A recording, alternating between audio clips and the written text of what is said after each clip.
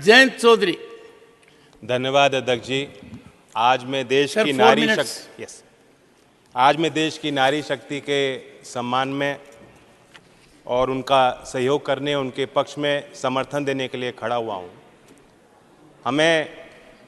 हमारे देश में महिलाएं अलग अलग रूप में दिखते हैं, घर के अंदर, घर के बाहर।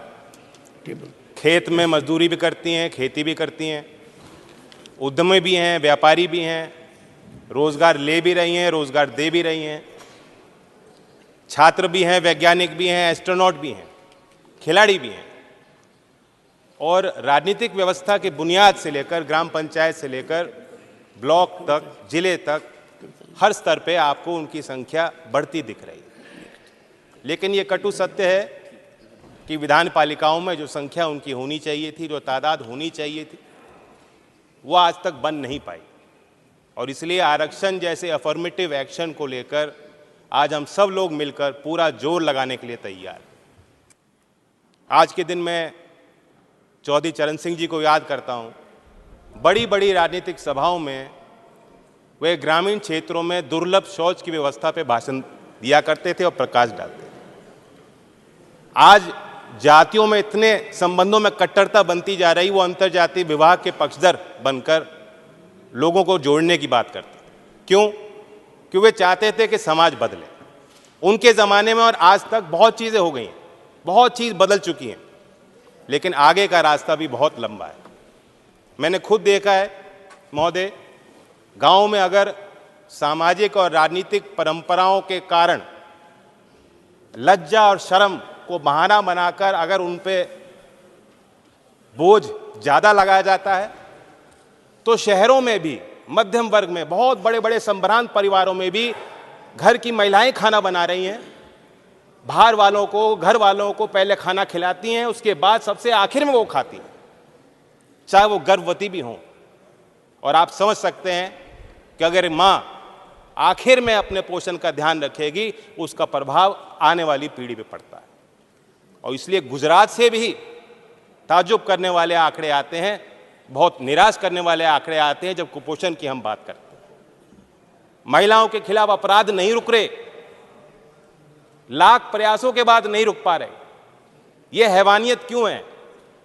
उन्नाव हो, कठुआ हो, हाथरस हो, मणिपुर हो, महिला जो हमारी खिलाड़ियां थीं, कितना अत्याचार चुपचाप सहेंगे। अच्छा होता कि आज ट्रेजरी बेंचेस से जो आवाज निकल रही है, उस समय भी आपको उनके पक्ष में बात रखनी चाहिए। मैं मानता हूं कि इन चीजों का समाधान तब होगा जब हम जैसे लोगों की संख्या ऐसे सदनों में कम होगी और महिलाओं को खुद एजेंसी मिलेगी और खुद अपने नेतृत्व को आगे बढ़ने का मौका महिलाओं को as a voter, as a supporter and as a leader मिलेगा। और इसलिए मैं इस बिल का समर्थन करता हूं। बिल के लिए संबंध में 2 ही सवाल है मेरे।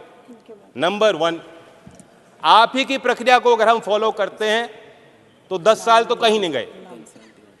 तो जो चीज 2034 तक शायद आनी है, उसके लिए ये जल्दबाजी क्यों? स्पेशल सेशन होगा, पहले बताया नहीं जाएगा क्या बिल है, और उसके बाद जल्दबाजी में ये लो बिल और पास करो। क्या मजबूरी है? विंटर सेशन में भी ला सकते थे। कल गृह मंत्री अमित शाह जी ने लोकसभा में कहा कि हम ये जो आयोग बना रहे हैं, परिसीमन आयोग, ये जन सुनवाई करेगा। क्या महिलाओं को आरक्षण देने के लिए हमें जनसंख्या तलाशनी पड़ेगी? जिले जिले में जन सुनवाई करनी पड़ेगी? क्या आज भी महिलाओं को आगे आके गवाही देनी पड़ेगी कि हमें आरक्षण दो? फिर दोबारा मांग उठानी पड़ेगी, फिर दोबारा विरोध झेलना पड़ेगा? तो इसलिए परिसीमन आयोग की कहीं कोई आवश्यकता नहीं।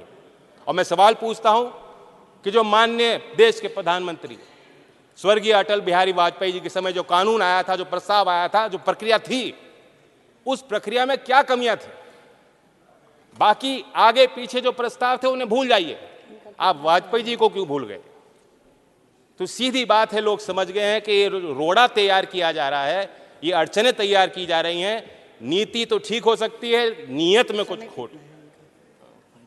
आपने धूम पिक्चर देखी, उसके बाद धूम 2 आई, मुन्ना भाई आई, फिर आई लगे रहो मुन्ना भाई। कई बार होता है ना, पार्ट 1 पार्ट 2। उसी तरह से अच्छे दिन आई थे, अच्छे दिन आएंगे। लोग समझ गए अच्छे दिन आएंगे पार्ट 2 है और कुछ है नहीं, करें आपका समय और कुछ पूरा नहीं। हो 2022 तक महोदया, 2022 तक देश के हर गरीब को छत मिल जानी थी, किसान की आय दुगनी होनी थी, 100 स्मार्ट शहर बनने थे। फिर कहा चिंता मत करो, अमृतकाल है, रुक जाओ। आज कल और परसों का हिसाब दीजिए। आज महिलाएं इंतजार क्यों करें बताइए? अगले चुनाव में आरक्षण क्यों नहीं दिया ये बताइए? ये सवाल सबके मन में है। और संत कबीर जी का एक दोहा दोहराता हूं कि आज कल काल करे सो आज कर, और आज करे सो अब, पल में प्रलय होगी, बहुरे करेगा कब। धन्यवाद। नमस्कार, मैं हूं मानक गुप्ता। अगर आपको हमारा ये वीडियो पसंद आया हो तो इसे लाइक और शेयर जरूर करें, और हां, हमें सब्सक्राइब और फॉलो करना ना भूलें ताकि आप देश और दुनिया की कोई खबर मिस ना करें।